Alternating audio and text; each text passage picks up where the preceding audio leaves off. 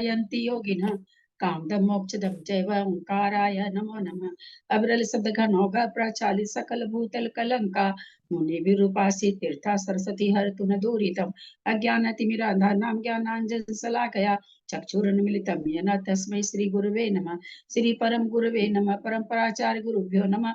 सकल कलुष विधेयकं श्रेषां परिवर्धकं धर्म संबंधकं भव्य जीव मन प्रतिबोधकारकं पुण्य प्रकाश पाप प्रणाशकं इदं शास्त्रं श्री गोमठसार जीव कांड नामधेय अस्य मूल ग्रंथ कर्तार श्री सर्वज्ञ देवास्तु उत्तर ग्रंथ कर्तार श्री गंधर देवा प्रतिगंधर देवा तेषां वचनं साता मासाद्य श्रीमत नेमि चंदाचार्य न विरिचितम् इदं शास्त्रं श्रोतारः सावधानतया शृण्वन्तु।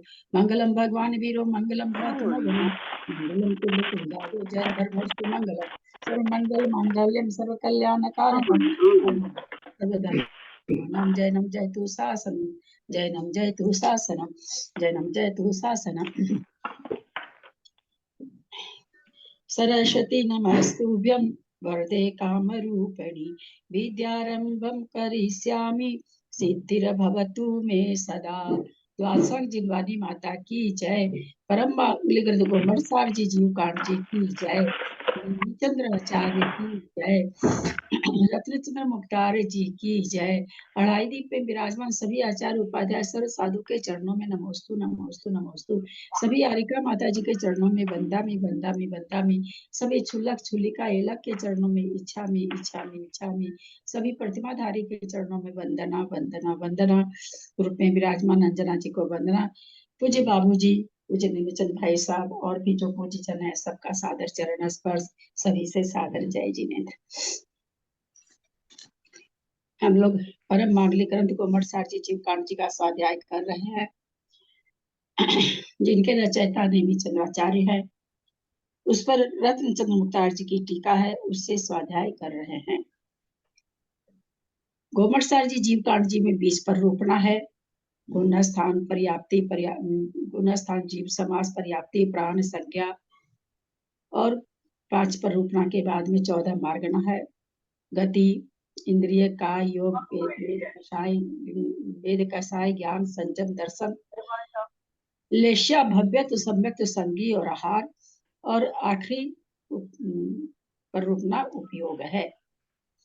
हम 5 पर रोपना गुण स्थान जीव समास पर्याप्ति प्राण संज्ञा पढ़ चुके हैं। मार्गना में हम गति इंद्रिय का योग वेद कषाय पढ़ लिए हैं। ज्ञान मार्गना चल रही है।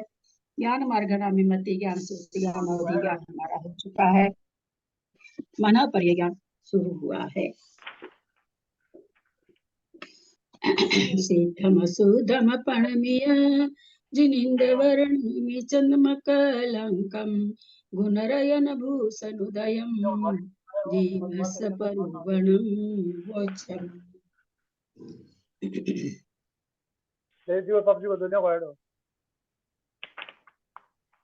गाथा नंबर 442।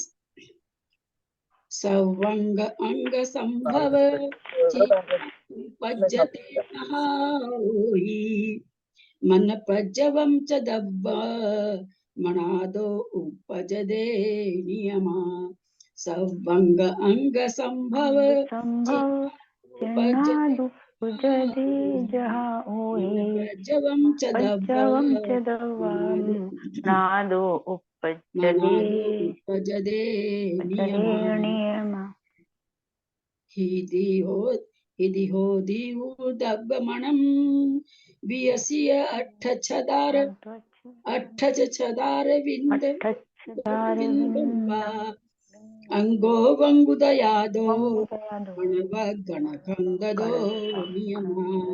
हिदि हो दीवु दब्बमणं वियसिय अट्ठछदार विंदम्बा अंगो वंगुदयादो मनव गण स्कंध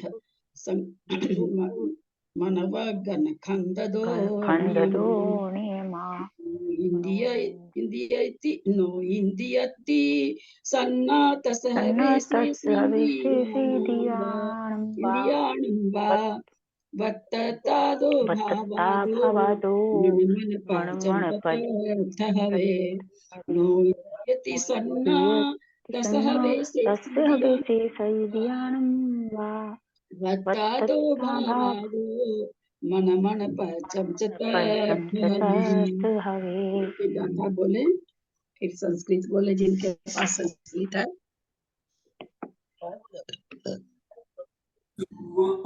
अंग चिन्नादुपज्यते जहाओहि वनपज्यवं च दव्व।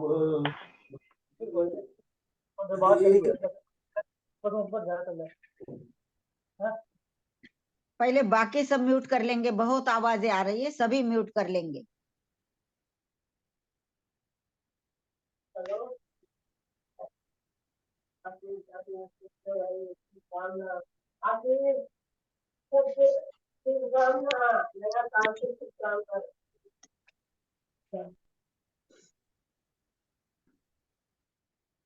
हो गया क्या उच्चारण? मुझे समझ में नहीं आ रहा आवाज। नहीं, बहुत आवाजें आ रही दीदी, कुछ भी समझ में नहीं आया है। एक गाथा पढ़ी थी, फिर से पढ़ देता हूँ उसको।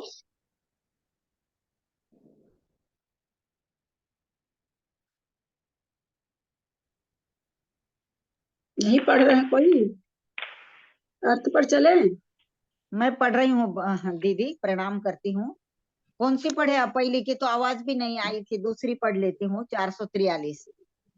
हिदि हो दिहु दव्वमणं वियसि अट्ठच्छदारविन्दं वा अंगो वंगुदयादो मनवगणखन्दधो नियमा।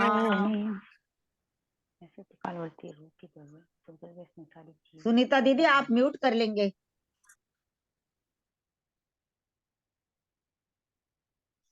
तीसरी गाथा पढ़नी है ना दीदी? 444 नंबर वाली। कोई पढ़ रहा नहीं है? मैं पढ़ देता हूँ। नो इंदियत्ति सन्ना तस्य हवेशेष इंदियाणं वा वत्तता भावादो मन मन पज्यम च तत्थवे। आप संस्कृत पढ़िए। जय जी दीदी, मैं संस्कृत पढ़ रही हूँ। सर्वांगांग संभव चिन्हादुत्पद्यते यथा विधिः मनः पर्ययं च द्रव्यमनस्त उत्पद्यते नियमात्। दूसरा भी पढ़ लूं क्या? कोई पढ़ रहा है संस्कृत? हृदि भवति हि द्रव्यमणः विकसिताष्टच्छदार बिन्दवत् आंगोपांगोदयात् मनोवर्गणा स्कन्धतो नियमात्। नो इन्द्रियमिति संज्ञा तस्य भवेत् शेषेन्द्रियाणां वा व्यक्तत्वाभावात् मनो मनः पर्ययश्च तत्र भवेत्। सादर प्रणाम दीदी, सादर प्रणाम।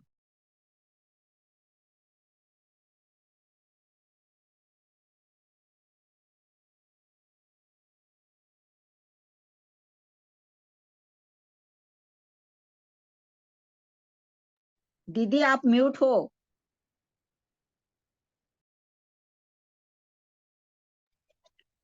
हाँ। सवंग अंग संभव चिन्ह चिन्हात उपजदे जहा वही। वही माने अवधि ज्ञान, जहा माने जैसे, सवंग से संपूर्ण अंग से, जैसे नरक नारकी देव और तीर्थंकर को, और अंग और किसी विशेष अंग से संभव संभव होता है। चिन्ह किसी विशेष चिन्ह आदि से, सर्वांग अंग से उपजदे उत्पन्न होता है। जहाँ माने जिस प्रकार अवधि ज्ञान, मतलब अवधि ज्ञान जिस प्रकार से भव प्रत्यय अवधि ज्ञान सर्वंग से होता है, गुण प्रत्यय अवधि ज्ञान संखादि चिन्हों से होता है। तो कहते हैं मन पज्जवम च दव्व मन्नादो उपजदे नीमा। नियम से मन पर्यय ज्ञान अन्य अंगों के अन्य अंग अथवा प्रदेश से नहीं उपज करके दव्व द्रव्य मन से होता है। मन पर्यय ज्ञान द्रव्य मन के द्वारा, मन पज्जवम मन पर्यय दव्व मन्नादो द्रव्य मन के द्वारा उपजदे मन उत्पन्न होता है। नीमा माने नियम से। गाथा दूसरी। तो भाई वो दब मन जो आप बता रहे हैं तो वो है कहाँ? तो आचार्य बता रहे हैं दूसरी गाथा में। हिदी होदी हु दब मनम। हिदी माने हृदय में, होदी माने होता है, हु माने निश्चय से, द्रव्य मन माने द्रव्य मन। आचार्य कह रहे हैं वह द्रव्य मन हृदय में होता है।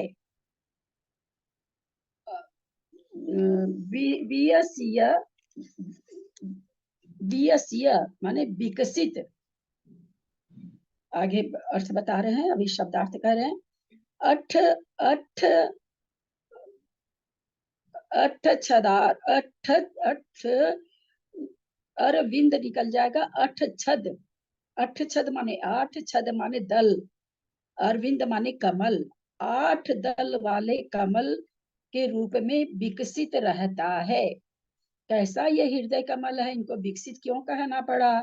क्योंकि जब कमल कह रहे हैं तो हम क्या समझेंगे, दिन में तो विकसित हुआ, रात में बंद हो गया।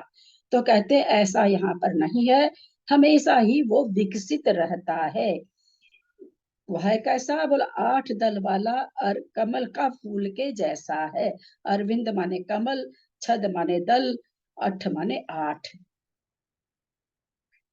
वो कैसे काम करता है, कैसे बनता है? तो क्या कह रहे हैं, अंगु वंगु दयादो, अंग अंगोपांग नामकरण के उदयादो माने उदय से, अंगोपांग नामकरण के उदय से। फिर क्या कहते हैं, मन वगण संधदो नहीं खंधदो नियमा, मन की वर्गणा के समूह रूप होता है नियम से। वो पौद्गलिक जो मनोवर्गणा है, उद्गल स्कंध जो है वो मतलब होता है नियम से। तो यहाँ पर क्या क्या चीज बता रहे हैं द्रव्य मन के लिए, और आगे भी विशेषता दे रहे हैं। इसमें कौन कौन सी विशेषता दी है कि हृदय में होता है द्रव्य मन, आठ कमल के आठ आठ दल के कमल के जैसे हमेशा विकसित रहता है, अंगोपांग नामकरण के उदय से होता है, और पौद्गलिक जो मनोवर्गणा रूप उद्गल स्कंध से निर्मित होता है वो नीमा माने नियम से। और क्या कह रहे हैं, नो इंद्रियति सन्ना, उसकी संज्ञा क्या है? नो इंद्रिया, नो इंद्रिय, उसका संज्ञा क्या है? सन्ना माने संज्ञा, नाम, उसका नाम क्या है? नो इंद्रिय। मन की संज्ञा क्या है? नो इंद्रिय। तस हवे शेष इंद्रिया नाम वर, तस माने उसके लिए, हवे माने होती है, शेष इंद्रिया नाम शेष इंद्रियों के। आगे दे रहे हैं शब्दार्थ हुआ, हवे मान तस माने उसके लिए, किसके लिए? मन, मन द्रव्य मन के लिए। हवे माने होती है, शेष इंद्रिया नाम जो शेष इंद्रियां बच गई। मन नौ इंद्रिय के अलावा जो इंद्रियां हैं, वत्तादो अभाव आदो, वत्तादो अभाव आदो, व्यक्त का अभाव होने से, व्यक्त का अभाव होने से मन मन मन पज्जम च तत्थ हवे। कह रहे हैं कि बाकी जो इंद्रियां है वो तो क्या है? व्यक्त हैं, सामने दिख रही हैं। ये क्या है? वत्तता अभावादो, यह व्यक्त का अभाव होने से मन किसी को दिखता नहीं है, अव्यक्त है। इसलिए शेष शेष इंद्रिया नाम और इंद्रियों के जैसे, हवे माने होता है, क्या होता है? अवत्तदा अभावादो, अव्यक्त का अभाव होता है। जो नौ इंद्रियां है और इंद्रिया जिस तरह से व्यक्त है, उस तरह से वह व्यक्त नहीं है। फिर क्या करें, मन मन पज्जम च तत्थ हवे, उससे जो नौ इंद्रिय जो द्रव्य मन है, उससे मन माने भाव मन होता है, और उस भाव मन से क्या होता है? उस द्रव्य मन से भाव मन हुआ, और भाव मन से मन पज्जम, मन मन मन पर्याय ज्ञान होता है। क्या कहना चाह रहे हैं कि हृदय में द्रव्य मन जो आठ कमल का होकर के है, वह तो द्रव्य मन है, उसी से भाव मन होता है, और उसी के चिंतन कह रहा होता है, उस समय वो मन पर्याय ज्ञान उसमें कहलाता है। तो यानी द्रव्य मन के द्वारा ही भाव मन होता है, और भाव मन में ही मन पर्याय ज्ञान होता है, ऐसा कह रहे हैं।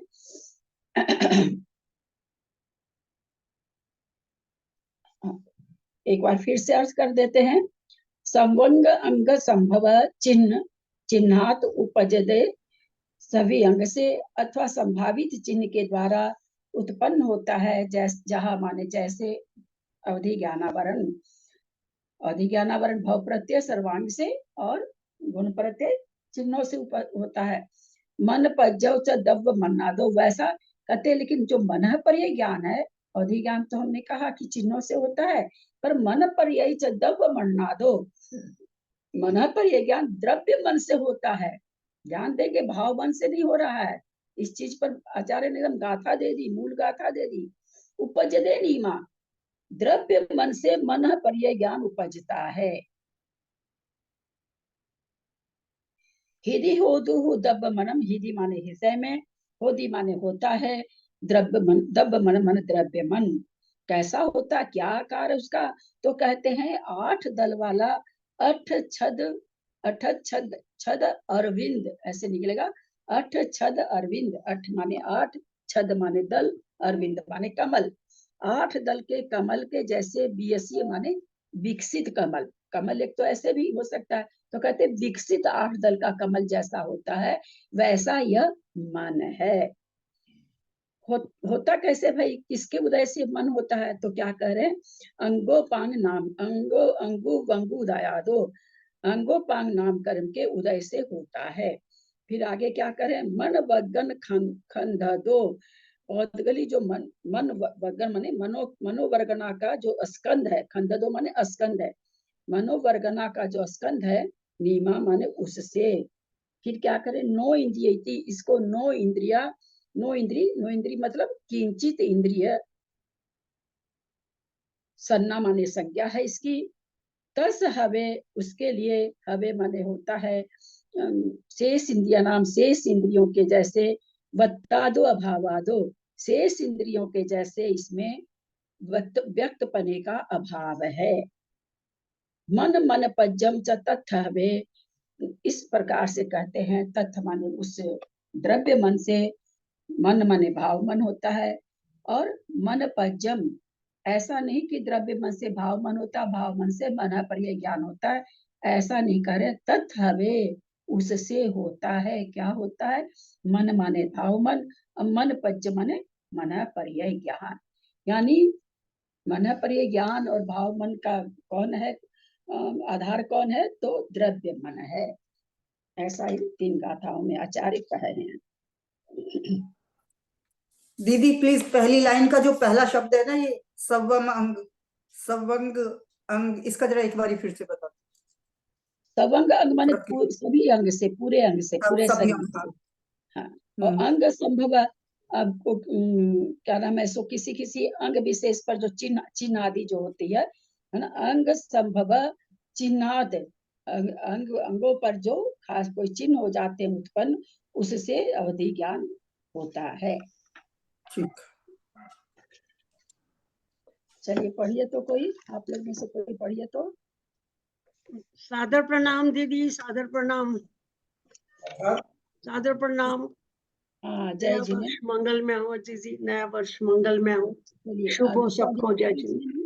स्वाध्याय के बात करेंगे, ये सब स्वाध्याय पहले करें, स्वाध्याय के बीच में। चलिए पढ़िए जी। इस प्रकार अवज्ञान शंखादि शुभ चिन्हों से या समस्त अंग से उत्पन्न होता है, उस प्रकार मन पर ज्ञान जहाँ पर द्रव्यमन होता है, उन्हीं प्रदेशों से उत्पन्न होता है। अंगोपांग नाम कर्म के उदय से मनोवर्गना के स्कंदों के द्वारा हृदय स्थान में नियम से विकसित 8 पंखड़ी के कमल के आकार में द्रव्यमन उत्पन्न होता है।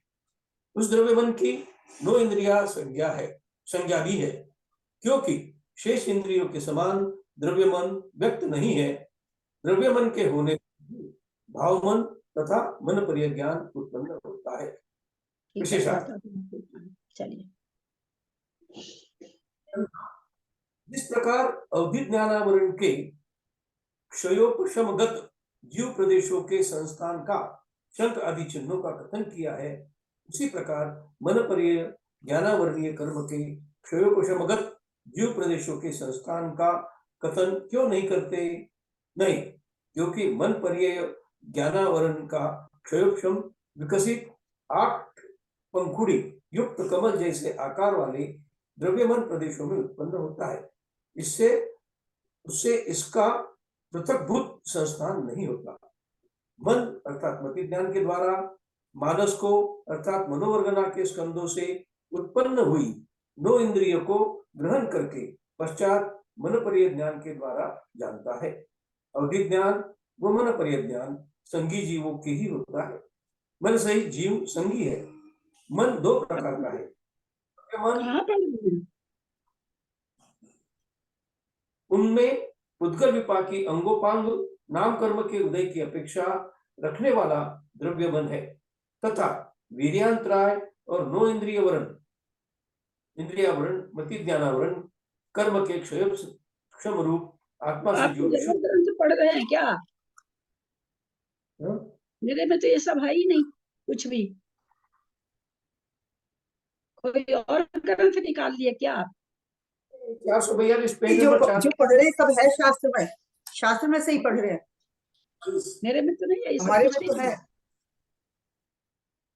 मेरे में कुछ भी नहीं है। चलिए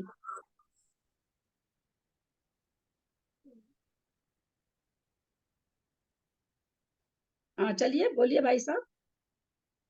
तो ये इसमें का थोड़ा एक बार समझाना पड़ेगा। अब इसमें नहीं बोले ना। अब मैं फिर से पढ़ रहा हूँ पैराग्राफ। अवधि ज्ञान व मन पर्याय ज्ञान संगी जीवों के ही होता है। मन सहित जीव संगी है। मन 2 प्रकार का है, द्रव्य मन व भाव मन। उनमें उद्गल विपाकी अंगोपांग नाम कर्म के उदय की अपेक्षा रखने वाला द्रव्य मन है तथा वीर्यांतराय और 9 इंद्रियावरण मति ज्ञानावरण कर्म के क्षयोपशम रूप आत्मा में जो विशुद्धि उत्पन्न होती है वह भाव मन है। शंका। जीव के नवीन भव को धारण करने के समय ही भावेंद्रिय की तरह भाव मन का भी सत्व पाया जाता है। जीव के नवीन भव को धारण करने के समय ही भावेंद्रिय की तरह भाव मन का भी सत्व पाया जाता है। इसलिए जिस प्रकार अपर्याप्त काल में भावेंद्रियों का सद्भाव कहा जाता है, उसी प्रकार वहां पर भाव मन का सद्भाव क्यों नहीं कहा? नहीं, अपर्याप्त अवस्था में जब हम लोग देखेंगे कि कितने प्राण हैं तो उसमें पाया जाएगा कि इंद्रिय प्राण पर मन प्राण वहां पर नहीं होता है। जबकि कहते भाई भाव इंद्रिय होती है इसलिए हम लोग इंद्रिय प्राण बोल रहे हैं, तो भाई यहाँ पर कह रहे हैं फिर भाव मन भी तो उसके होता ही है उस समय, तो आप भाव मन क्यों नहीं लेते हैं? चलिए। नहीं, क्योंकि बाह्य इंद्रियों के द्वारा जिसके द्रव्य मन ग्रहण नहीं होता, ऐसे भाव मन का अपर्याप्त रूप अवस्था में अस्तित्व स्वीकार कर लेने पर जिसका निरूपण विद्यमान है, ऐसे द्रव्य मन के असत्व का प्रसंग आ जाएगा। इससे जाना जाता है कि द्रव्य मन के सद्भाव में ही भाव मन उत्पन्न होता है और मन पर्याय ज्ञान उत्पन्न हो सकता है, परंतु द्रव्य मन के अभाव में न तो भाव मन होता है और न मन पर्याय ज्ञान उत्पन्न हो सकता है। अब क्या कहना चाह रहे भाई? इंद्रियां हमने कही तो इंद्रियां तो बाहर से बनती है ना। निर्वृत्ति उपकरण द्रव्य इंद्रिय है ना। तो निवृत्ति तो चलो जब होती उपकरण बनने चालू हो जाते हैं, तो इसलिए हमने उस समय पर्याप्त अवस्था में चूंकि पर्याप्ति पूर्ण कर रहा है तो द्रव्य इंद्रिय ले लिया। लेकिन भाव मन ऐसा नहीं है कि चलो द्रव्य मन अभी नहीं बना तो भाव मन ले लें, वो नहीं, वो वहां पर नहीं घट सकता क्योंकि ये इंद्रियों के जैसे व्यक्त नहीं है। तो इसलिए द्रव्य इसको अपर्याप्त अवस्था में इससे जाना जाता है। द्रव्य मन के सद्भाव में ही भाव मन उत्पन्न होता है। भाव इंद्री का तो इन्होंने कहते हैं कि ले लिया हमने, लेकिन भाव मन हम नहीं ले सकते द्रव्य मन के इसमें, और मन पर्याय ज्ञान उत्पन्न हो सकता है। फिर तो क्या कहेंगे, द्रव्य मन के सद्भाव में भाव मन उत्पन्न होता है और मन पर्याय ज्ञान भी उत्पन्न हो सकता है, किंतु द्रव्य मन के अभाव में न तो भाव मन होता है न मन पर्याय ज्ञान होता है। जब तक द्रव्य मन नहीं बनेगा तब तक तो न भाव मन होगा और न मन पर्याय ज्ञान होगा। ये गाथा में पहले ही बता दिए। मन को इंद्रिय संज्ञा क्यों नहीं दी गई? समाधान: नहीं, क्योंकि जिस प्रकार शेष इंद्रियों का बाह्य इंद्रियों से ग्रहण होता है उस प्रकार मन का नहीं होता, इसलिए मन को इंद्र आत्मा का लिंग चिन्ह नहीं कर सकते। नहीं, क्योंकि जिस प्रकार शेष इंद्रियों का बाह्य इंद्रियों से ग्रहण होता है ना, शेष इंद्रिया तो बाहर में दिखती है, उस प्रकार मन तो दिखता नहीं बाहर में, तो इसलिए कह रहे हैं, इसलिए मन को आत्मा का चिन्ह नहीं कह सकते कि आत्मा के द्वारा कोई अपर्याप्त अवस्था में पहचान पाए कि ये संगी है कि असंगी है।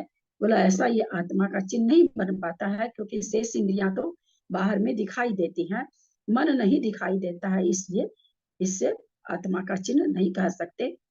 जिस तरह से इंद्रियों को हम कह देते एक इंद्रिय जीव, दो इंद्रिय जीव, तीन इंद्रिय जीव, वो कहना चाह रहे हैं। आगे की गाथा 445। मन पज्जवम चनाणम सतसु विरदेसु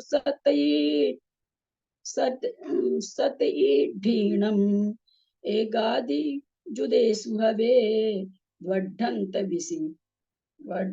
विशिष्ट चरणेषु मन पजवम चनानम सतसु विरदेसु सतईढीणम एकादि जुदेसु हवे वड्ढंत विशिष्ट चरणेषु इंद्रिय नो इंद्रिय जोगादि पेखतु जुमदी होदी निर्वेखिय बिहुल मदी ओहि बाहोदी नियमेना इंद्रिय नो इंद्रिय जोगादि पेखतु जुमदी होवी निर्वेखिय बिहुल मदी ओहि बाहोदी नियमेना पढ़िवादी पुण्य पढ़मा अपढ़िवादी होदि विधियाहु शुद्धो पढ़मो बोहो शुद्ध तरो विधि बोधु पढ़िवादी पुण्य पढ़मा अपढ़िवादी होदि विधियाहु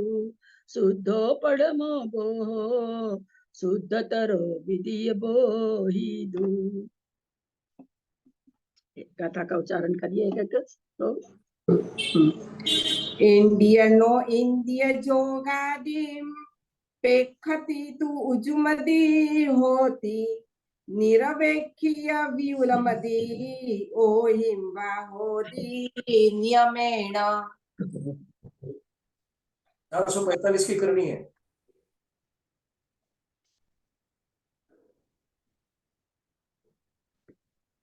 मणपजम्बनाणं सतसु विरदेसु युक्तैढीणम् एगादिजुदेषु हवे वड्ढन्तं विशिष्ट चरणेषु।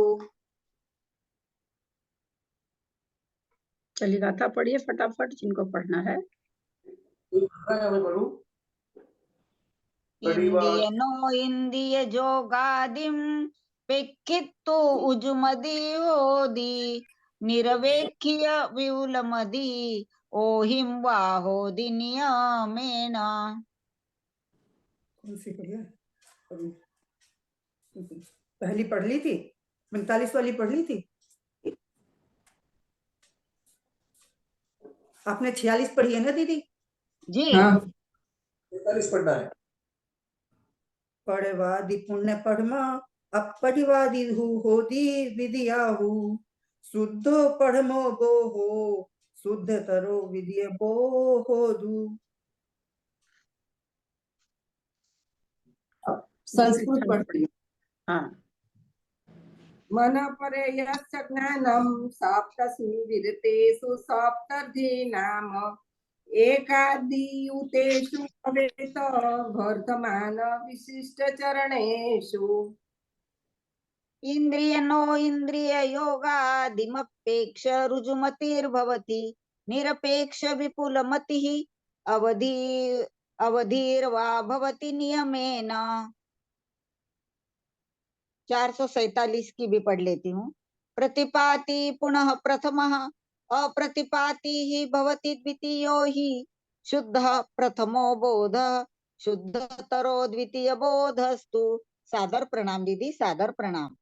मन पज्जवम चनाणम सतसु विरदेसु सतईढीणम, कहते हैं सतसु विरदेसु, 7 गुण स्थान वाले संयमी को सात गुण स्थान वाले विरदेशु माने सैनिको, यानी 7 गुण स्थान में सैनिको। मन पज्जव, फिर सद इड्ढी नाम 7 रिधियों में से एकादि जुदेशु, एक किसी एक रिद्धि से युक्त। फिर कहते हैं बढ़ंत विशिष्ट चरणेशु, बढ़ंत माने बढ़ता हुआ, विशिष्ट माने विशिष्ट विशेष, चरणेशु माने चारित्र से। यानी क्या कह रहे हैं, 7 गुण स्थान वाला कोई सैमी पहले हो, 7 रिधियों में से कोई एक रिद्धि होना चाहिए और बढ़ते हुए चारित्र वाला होना चाहिए।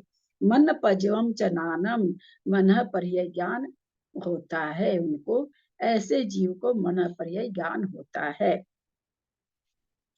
आगे कह रहे हैं इंद्रिय नो इंद्रिय जोगादि, इंद्रिया नो इंद्रिय योग आदि से पिखतु उजुमदी होदी, जो रिजुमति मन पर्यय ज्ञान है वो इंद्रियों से और मन से, नो इंद्रिय माने मन से, योग आदि माने योग की अपेक्षा करके रिजुमति मन पर्यय ज्ञान होता है। पिखतु रिजुमति होदी, इस रिजुमति मन पर्यय ज्ञान देखता है।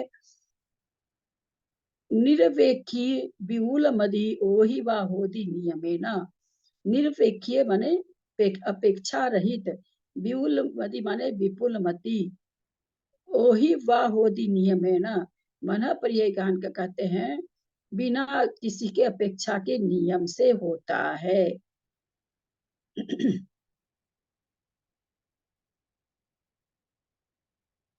ओही दिया है बीच में, ओही माने अवधि ज्ञान के जैसे।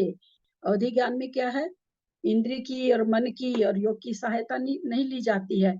तो ये विपुल मति के लिए कह रहे हैं कि विपुल मति मन पर्यय ज्ञान, सॉरी रिजुमति मन पर्यय ज्ञान तो इंद्रियां नो इंद्रिय मन और योग आदि की अपेक्षा करके होता है, परंतु जो विपुल मति है वही माने अवधि ज्ञान के जैसे अपेक्षा रहित है। अपेक्षा रहित माने इंद्रिय मन योग की अपेक्षा के बिना नियमेन माने नियम से होता है।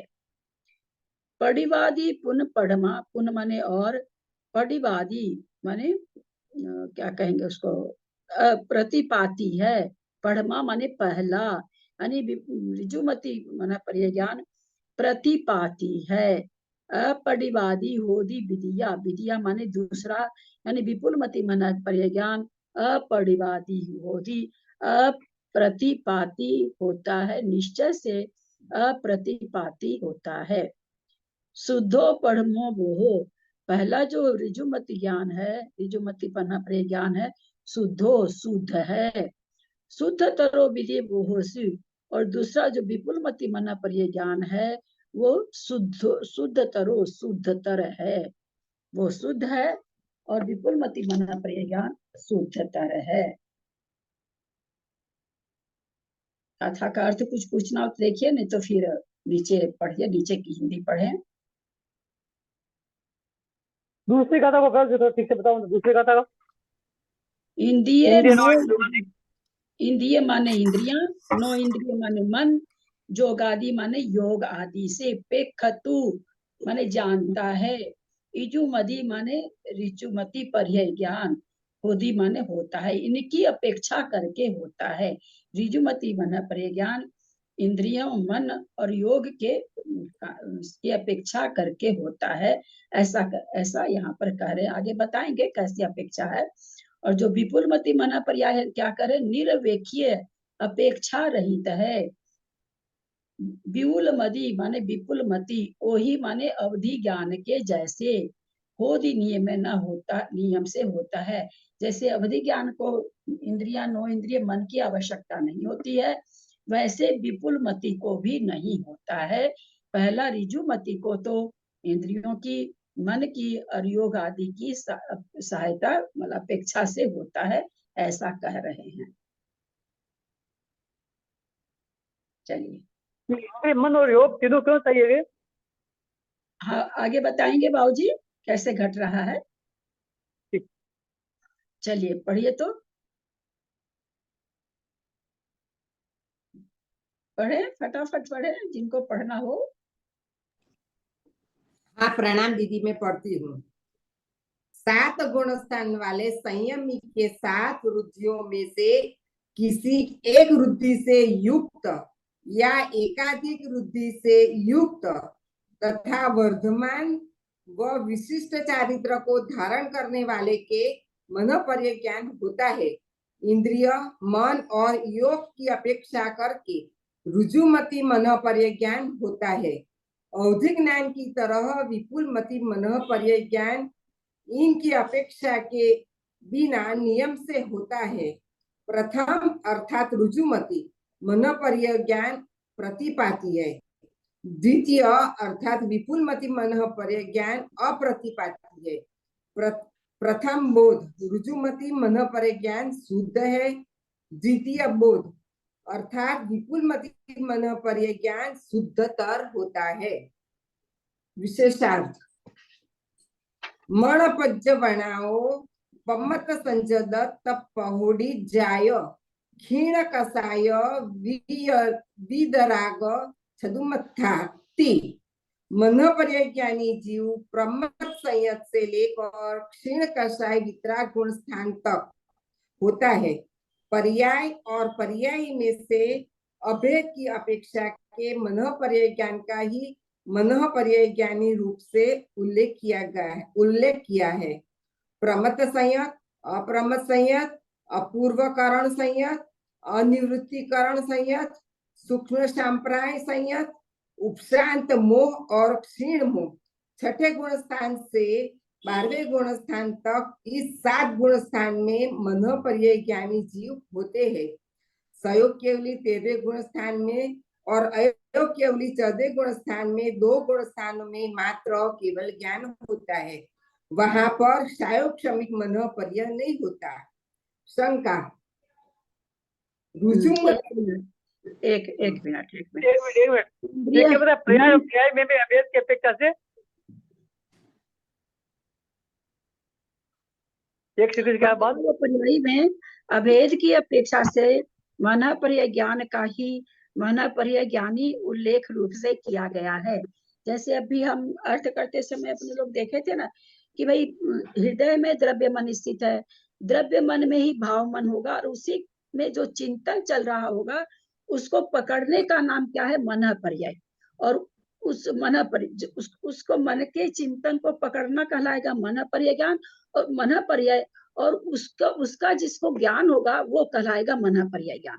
तो वो यहाँ पर क्या कहना चाह रहे हैं कि पर्याय और पर्यायी में अभेद की अपेक्षा से मनोपर्य ज्ञान मनोपर्य ज्ञान का ही मनोपर्य ज्ञानी रूप से उल्लेख किया गया है। तो ज्ञान जिसको है वही ज्ञानी होगा। कहते हैं जिसमें ज्ञान होगा वही तो ज्ञानी होगा ना। तो इसलिए मनोपर्य ज्ञान को ही मनोपर्य ज्ञानी करके बताया जा रहा है, बोला जा रहा है, क्योंकि पर्याय और पर्यायी में अभेद है। जिसको मनोपर्य ज्ञान है वही मनोपर्य ज्ञानी कहलाएगा। ऐसा कर एक चीज ये। दूसरी चीज ऋजुमति में जो आया इंद्रिया नो इंद्रिय जोगादि, एक दिन शायद ये चर्चा हम किए थे क्या कि कोई आदमी जा रहा है महाराज जी के सामने से, है ना, और उसके चलने फिरने का ढंग देख करके, मतलब योग है ना, काय का योग देख करके मनोपर्य ज्ञानी जो महाराज है वो जान जाएंगे कि इसके मन में ऐसा कुछ चल रहा है, किसी को मारने जा रहा है महाराज, और उनको समझ में आ रहा है कि ये भव्य है ना, तो वो उसको रोक लेंगे, संबोधन करेंगे। तो क्या उसके योग आदि को देखे, अथवा कोई आके कोई कुछ बोल रहा है ना, वचनों के द्वारा कुछ बोल रहा है, उस वचन से, हालांकि कोई पूछा नहीं महाराज जी से, लेकिन महाराज जी उनके वचनों के द्वारा जान गए या किसी की इंद्रियों के द्वारा जान गए। बोले इनके अपेक्षा करके ही ऋजुमति जानेगा। जिस तरह से विपुल मति के लिए पहले आया कि चिंतित, अर्ध चिंतित, अचिंतित को जान लेता है, वैसा ये विपुल मति मनोपर्य ज्ञान नहीं है। ये कोई चिंतन कर रहा है तभी जान पाएंगे, है ना, और किसी का योग देख करके, मन का योग, वचन, किसी के वचन के योग को देख करके, काय का योग देख करके ये जान पाएंगे विशेष उसके मन की बात। तो ये कह रहे हैं कि जो विपुल ऋजुमति मनोपर्य ज्ञान है वो इंद्रियों की अपेक्षा करके है। इंद्रियों की अपेक्षा का मतलब अपनी इंद्री से जानते हैं, ये नहीं घटाना है कि जिस तरह से, ऐसे नहीं समझना कि मति सूच ज्ञान जिस तरह से इंद्रियों से जाना जाता है, ये नहीं कहना चाह रहे हैं। मतलब जो जानने का, जैसे अवधि ज्ञान कहते हैं चिन्ह से जाना जाता है, वैसे कह रहे हैं कि ये अचिंतित पदार्थ को नहीं जान सकते हैं, या कोई कुछ भी नहीं करे ऐसे चीज नहीं जान सकते। इनको जानने के लिए या तो इंद्रियां कुछ ऐसा है, इंद्रियों का कोई ऐसा कुछ कार्य हो रहा हो, अथवा किसी के मन में कोई विकल्प चल रहा हो। ये ऐसा नहीं है कि उसका पहला सोचा हुआ बता दे। अभी कोई आदमी चुपचाप बैठा है, कुछ भी नहीं सोच रहा, चुपचाप बैठा। मना पर ज्ञानी महाराज जिनको रिजुमति है वे कुछ नहीं बोले, वो कुछ नहीं पकड़ेंगे। वो नहीं पकड़ेंगे कि 2 घंटा पहले ये क्या सोच रहा था अथवा आगे क्या सोचेगा। जब वो सोच रहा होगा तभी ये बता पाएंगे। तो मन की सहायता हो गई। योग के बारे में आप लोग को बताया कि कोई चल रहा है, किसी की चाल वाल में कुछ इनको कैसा लगा, तो ये मन परिज्ञान से जान जाएंगे कि ये जीव का ऐसा ऐसा परिणमन होने वाला है। तो इस तरह की कोई अपेक्षा से ही रिजुमति करेगा, विपुल मति को कोई अपेक्षा की जरूरत नहीं है, क्योंकि वो अधिक विशुद्ध है। तो इस तरह से जो दूसरी गाथा आई है कि रिजुमति इंद्री नो इंद्री और योग आदि की अपेक्षा करके होता है। इससे क्या मतलब निकला? बिना कोई चुपचाप बैठा, कोई एकदम बिल्कुल मान लीजिए शांत बैठा, कुछ इंद्रियां भी चंचल नहीं है, कोई हाथ पैर का मन वचन का योग, काय का योग, मन का योग भी कोई नहीं चल रहा है, तो उसके बारे में मना परिज्ञानी जो रिजुमति होंगे वो कुछ भी नहीं बताएंगे। ठीक है, और जी पकड़ में आ गई ये बात। चलिए आगे चलिए। समाधान नहीं दीदी एक मिनट एक बात, ये जो इसमें लिखा है रिजुमति मन प्रिय ज्ञान प्रतिपाती है, तो प्रतिपाती मतलब गिरने वाला क्या हुआ है, कम होने वाला है? रिजुमति मन प्रिय ज्ञान होगा, वो नियम से मोक्ष जाए ऐसा कोई जरूरी नहीं है। वो गुणस्थान 12वें गुणस्थान 11वें गुणस्थान तक जाए, यानी उपसम श्रेणी वाले को भी हो सकता है ना।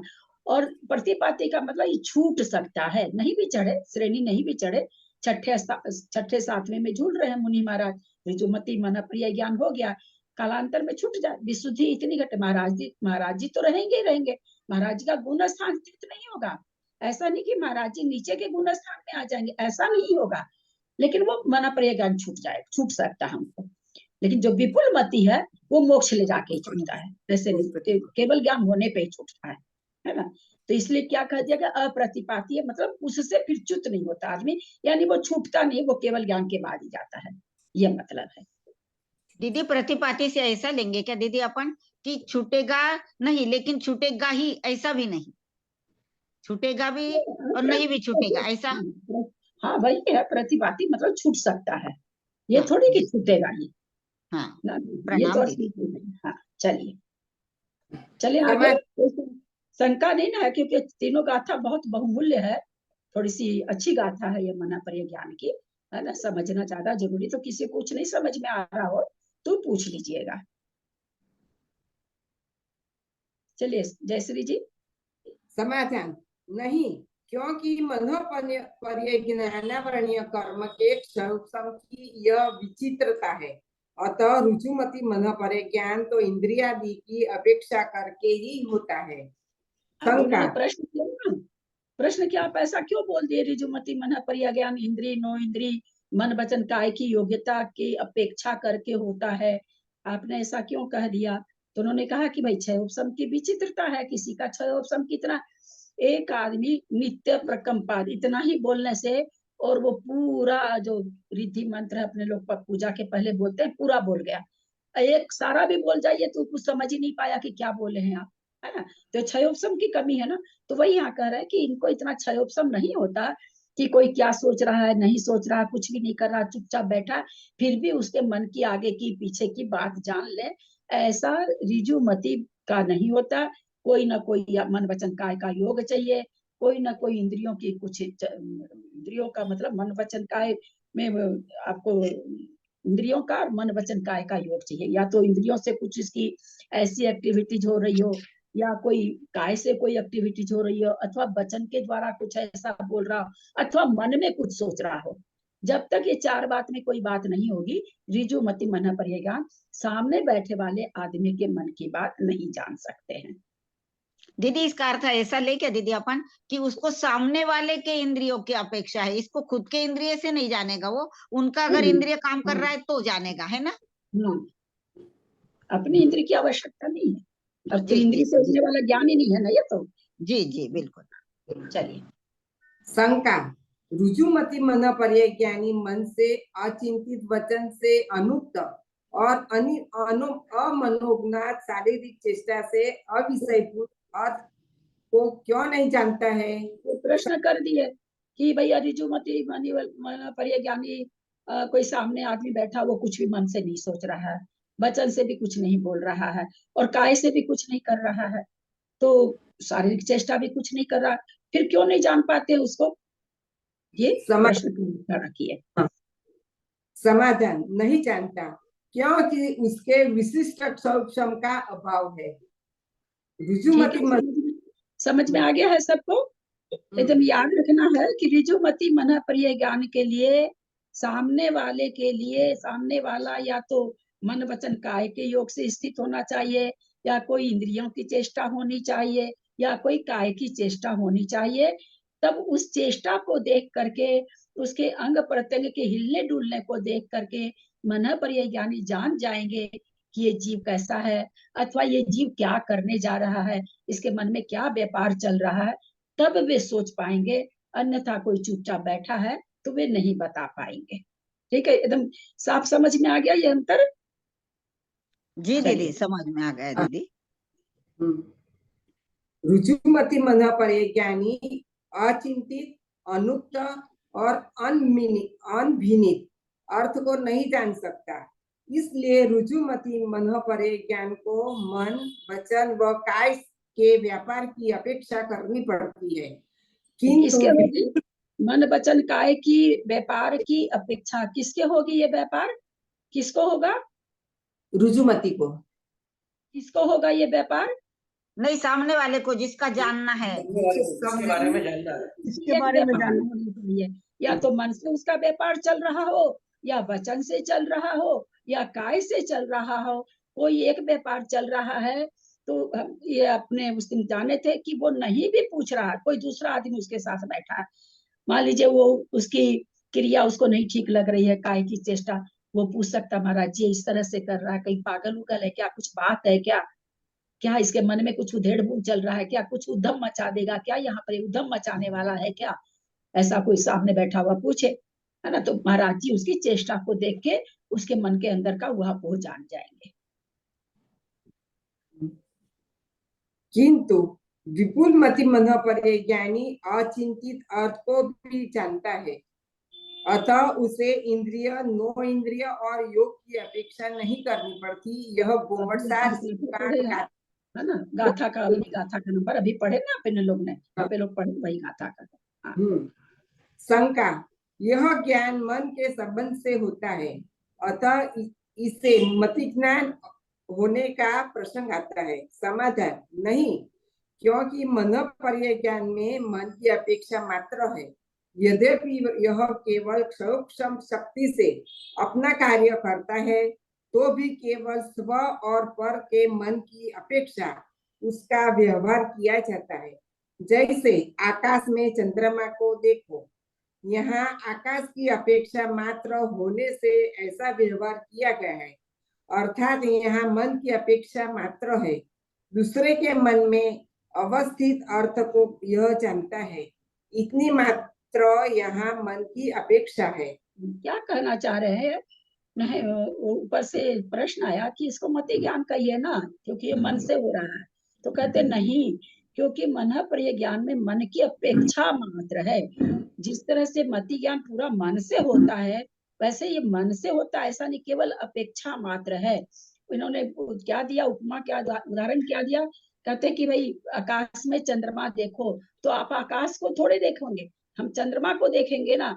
लेकिन चंद्रमा, आकाश में चंद्रमा को देख बोलने का मतलब क्या, क्योंकि चंद्रमा आकाश में ही दिखता है और कहीं नहीं दिखता। उसी तरह मन परिय ज्ञान मन के द्वारा ही होता, वो एक अपेक्षा है, लेकिन वैसे नहीं है जैसे मन परिय ज्ञान, मति ज्ञान मन परिय, मति ज्ञान मन के द्वारा होता है, वहां तो मन के द्वारा ही होता है।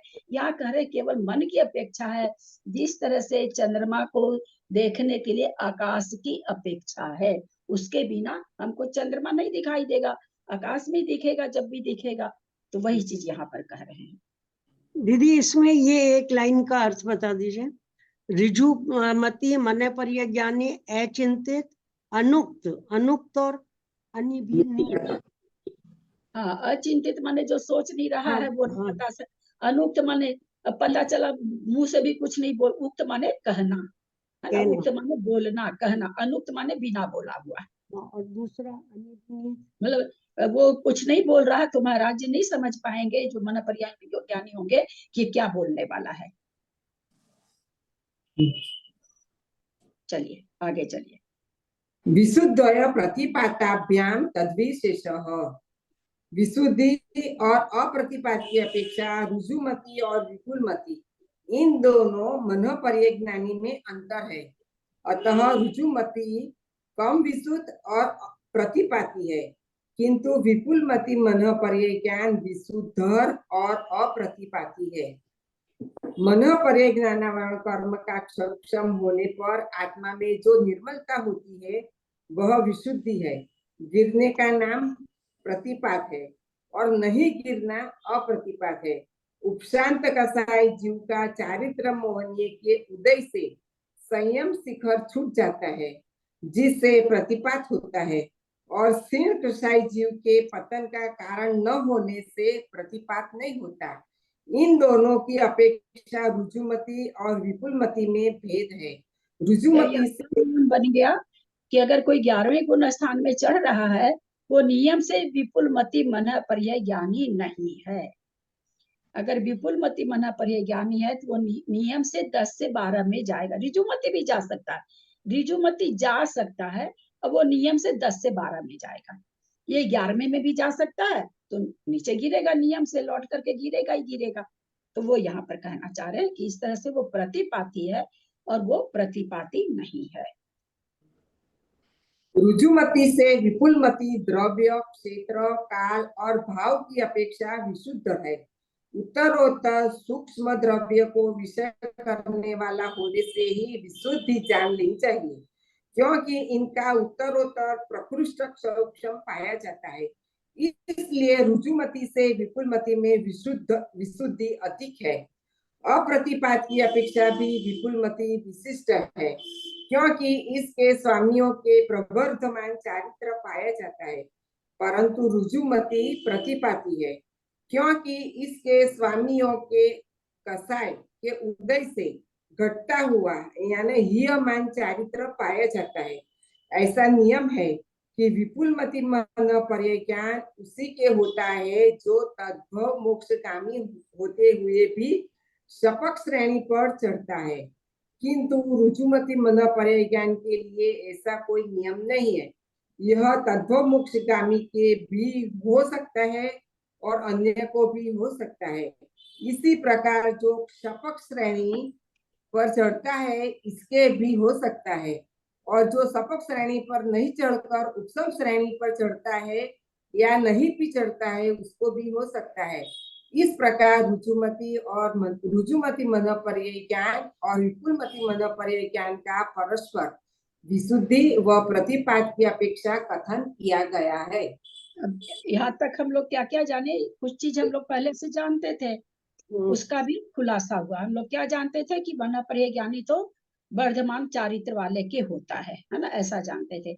जो यहाँ पर अभी हम क्या जाने कि रिजुमति के लिए ऐसा नहीं है, उनका ना कसाय के अध्यवसाय स्थान नीचे के भी हो सकते हैं, लेकिन विपुलमति का वर्धमान चारित्र की जो बात है वो विपुलमति में नियम से है।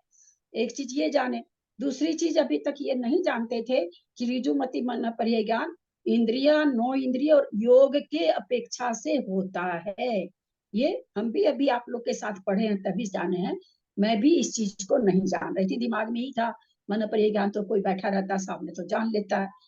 इतना जरूर था कि मन में सोचता है उसको जानता है, इतना जरूर जानते थे। ये भी नहीं जानते थे कि विपुलमति मन पर्याय ज्ञान आज से 10 बरस के बाद कोई सोचेगा वो भी आज बता देगा। अब आएगा काल, आएगा उतने काल के बाद की भी बात बता देगा। ये भी नहीं जानते थे। इतना ही जानते थे कि वो अगर सोच रहा, सामने बैठा आदमी अगर सोच रहा है आगे के काल की बात तो बता देंगे। ये नहीं जानते थे कि वो सोच नहीं रहा है फिर भी आगे की बात बता देंगे। दो चीज एक वर्तमान चारित्र का हम लोग को पता चला। एक चला कि ऋजुमति मना पर्याज्ञान अपेक्षा करके होता है, जो कि विपुलमति ज्ञान किसके तरह, अवधि ज्ञान की तरह किसी अपेक्षा करके नहीं होता है ना। होता ये स्वयं के मन से ही मन अपर्य ज्ञान। दूसरे जो ऋजुमति के लिए कहा गया वो दूसरे का योग कहा गया, अपना नहीं, दूसरे के मन वचन काय का योग, अथवा जो भी मन में कुछ विचार चल रहा हो, अथवा इंद्रियां कुछ चलायमान हो रही, कुछ ना कुछ उसका चाहिए, तब वो बता पाएगा, उसके उनके खुद का मन का नहीं। ये 3-4 चीजें हम लोगों को इस ग्रंथराज से अलग अलग पढ़ने को मिली, जो बहुत ही अच्छी लगी। और ये तो खैर पहले से जानते थे कि विपुलमति अगर चढ़ेगा श्रेणी तो छपक ही चढ़ेगा, ऋजुमति छपक भी चढ़ सकता है, उपसम भी चढ़ सकता, नहीं भी चढ़ सकता है, तीनों उसमें विश्लेषण आ गया। विपुलमति वाला चढ़ेगा ही चढ़ेगा। दोनों में क्या अंतर, ऋजुमति वाला चढ़ भी सकता है, नहीं भी चढ़ सकता, चढ़ा तो छपक भी चढ़ सकता है, चढ़ा तो उपसम भी चढ़ सकता, तीनों ऑप्शन खुले हैं। लेकिन विपुलमति का एक ही ऑप्शन है कि वो चढ़ेगा नियम से, छपक श्रेणी चढ़ेगा और मोक्ष जाएगा।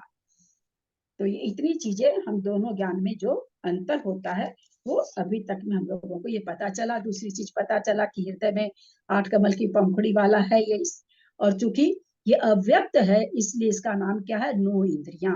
नो इंद्रिय इसको क्या कहते हैं, ईशत है। ईशत वाले कुछ है, कुछ तो ये काम करता है इंद्रियों के जैसे, लेकिन ये व्यक्त नहीं है, इसलिए इसको इंद्रिया नहीं कहा गया, नो इंद्रिय कहा गया।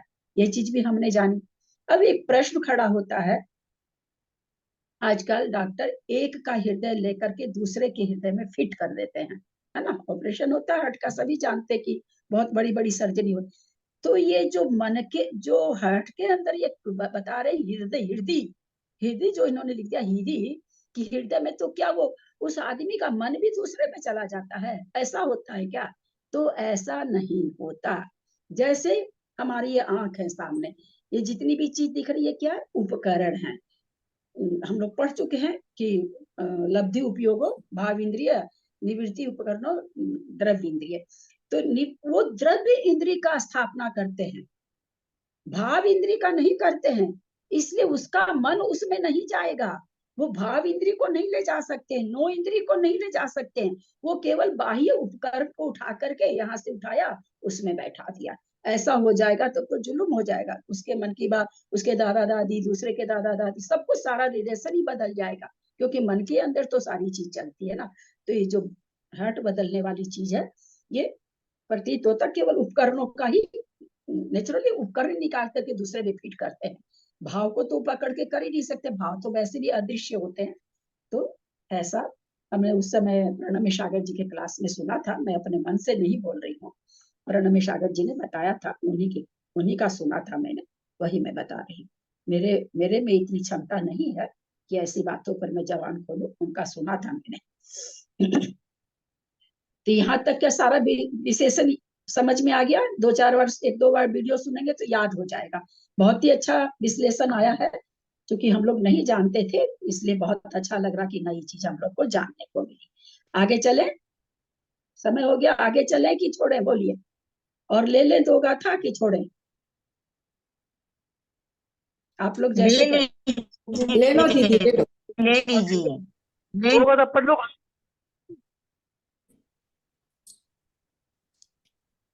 दीदी क्लास का टाइम 1 बजे या 1:15 बजे? 1 से 2 है, अब कल से 10 बजे होगा, अभी बोल देते हैं। अभी आपके उसमें तो 1:15 बजे लिखा था, 1:15 से 2:15 था, इसलिए हमारा लेट ज्वाइन हुआ। मैसेज में आपके 1:15 बजे था।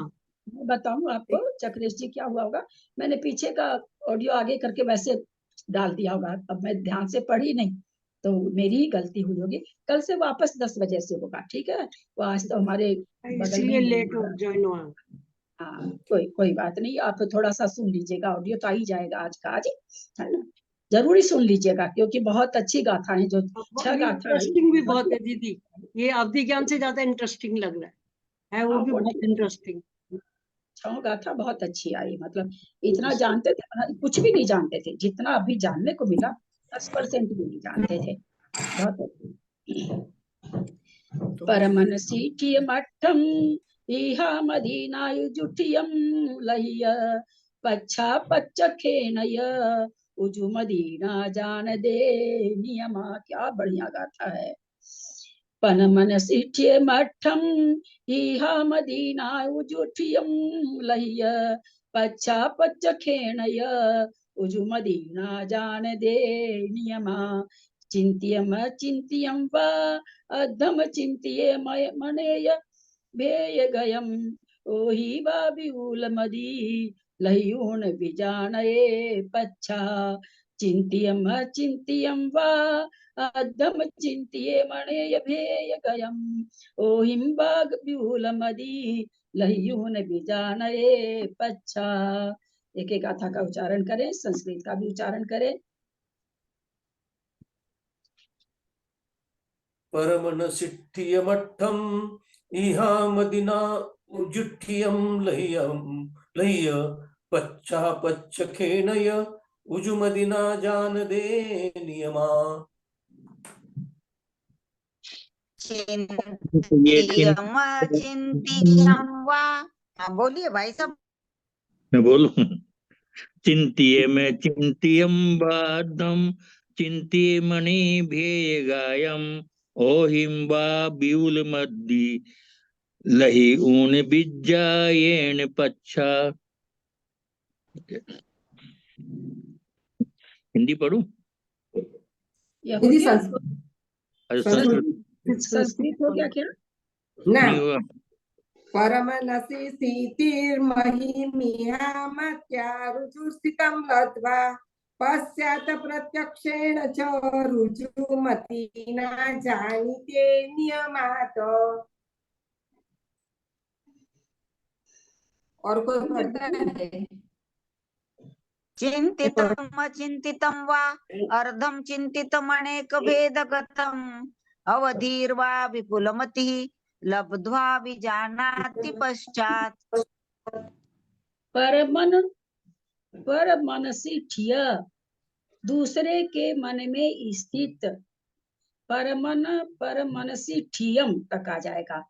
दूसरे के मन में स्थित अठम अर्थ को, दूसरे के मन में स्थित अर्थ को। कैसा अर्थ है कहते हैं, आगे बता रहे। इहा मदीना, इहा मति ज्ञान के द्वारा उज्जुठियम, उज्जुठियम माने रिजु रूप से जो स्थित है ना। विपुल क्या उसको कहते हैं, मतलब क्या कहे उसको, जिसका मन ठीक नहीं होता है। हाँ मैं बोली, जो टेढ़ा होता है, कुटिल या वक्र परिणाम वाले। कुटिल तो यहाँ पहले ही कह दिया उन्होंने। क्या कह दिया? दूसरे के मन में स्थित जो अर्थ है वो कैसा होना चाहिए? उजुठीय, रिजु की तरह, रिजु स्थित, सरल जैसा स्थित, उसको कहते यह मदीना, यह मति ज्ञान के द्वारा। पच्छा, पच्छा मैंने क्या नाम है, सो ग्रहण कर, मति ज्ञान के द्वारा ग्रहण करके। पच्छा माने पीछे, पच्च खेना मतलब प्रत्यक्ष से, इजु मदीना रिजु मति ज्ञान जान दे नियमा, नियम से ही जानता है। क्या कहना चाह रहे हैं कि रिजु मति मन पर ज्ञान किसको जानता है? कि दूसरे के मन में स्थित पदार्थ को। कैसा? रिजु स्थित, सरल मन वाले पद, सरल मन के स्थित पदार्थ को मति ज्ञान के द्वारा पहले ग्रहण कर, मति ज्ञान का जो यह ज्ञान है उसके द्वारा पहले उसको ग्रहण करता है।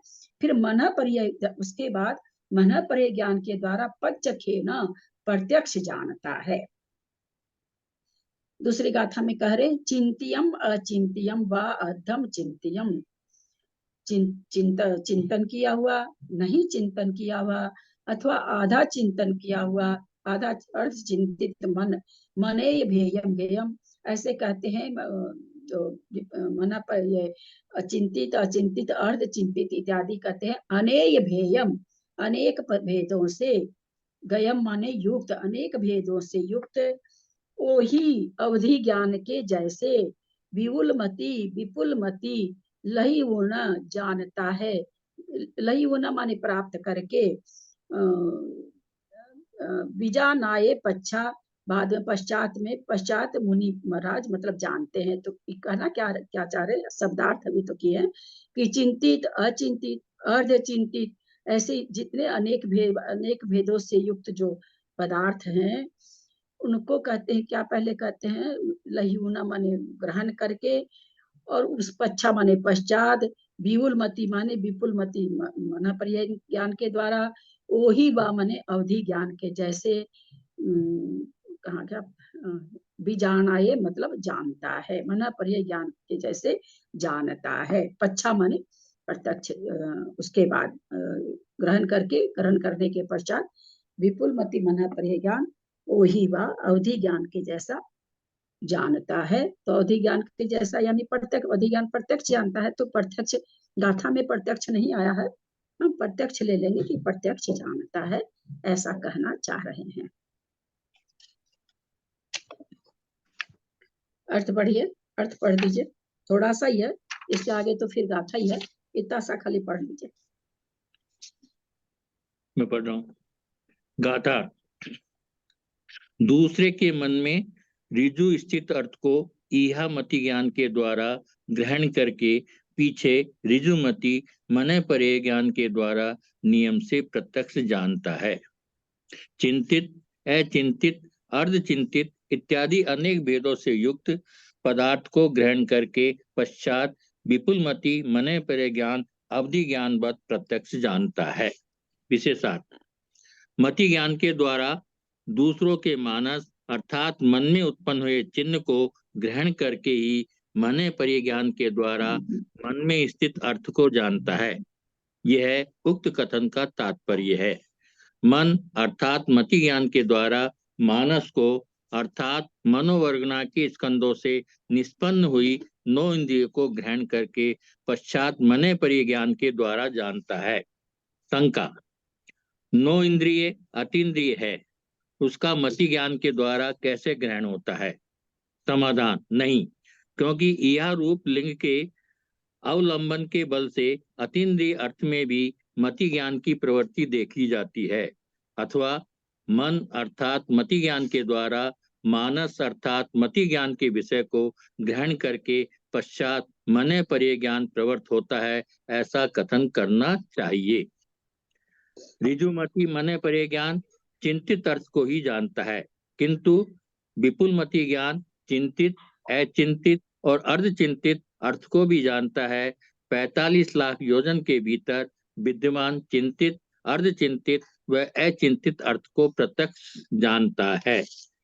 इसका विशेष कथन गाथा 438 के विशेषार्थ में किया जा चुका है। आ गया था, बस रहने देते हैं। और ये 45 लाख योजन वगैरह का आगे बहुत ही अच्छा आगे वर्णन आना चाहिए। जिस हिसाब से खुलासा कर रहे हैं तो मुझे लग रहा है कि आगे गाथाओं में बहुत अच्छा आना चाहिए, कहाँ तक का जानेगा, क्या जानेगा, क्योंकि अभी तो द्रव्य भी नहीं बताए हैं, अभी तो खाली परिचय करा रहे, तो द्रव्य भी बताएंगे, क्षेत्र भी बताएंगे, काल भी बताएंगे, है ना, ये सारी चीजें बताएंगे आगे की गाथाओं में।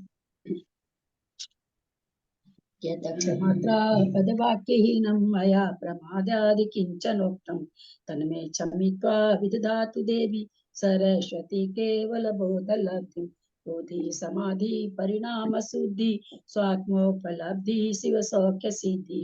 चिंतामणिं चिंतित वस्तु दाने त्वं वन्दमानस्य ममास्तु देवी। जावानी के ज्ञान ते सुझे लोकालो सोबानी मस्तक चढ़ो सदा दे तूठो। हे जिनवानी भारती तो ही जपू दिन रहे, जो तेरा शरणा गए सो पावे सुख चैन। देव भजू अरहंत को गुरु से हो निर्ग्रंथ, दया धर्म पालू सदा यही मोक्ष का बन। लासन जिनवानी माता की जय। 9 बार नमोकार।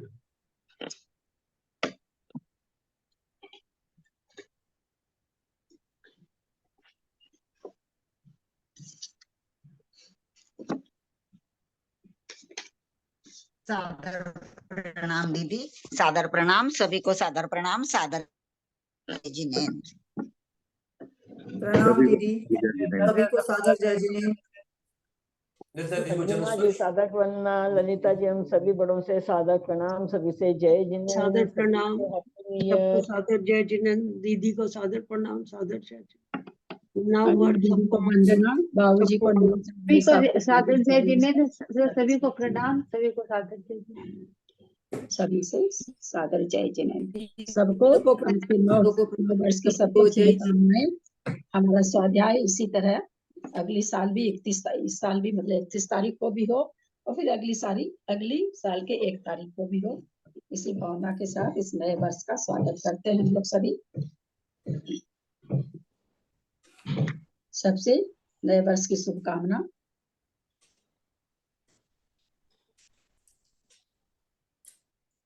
एंड कर रहे हैं।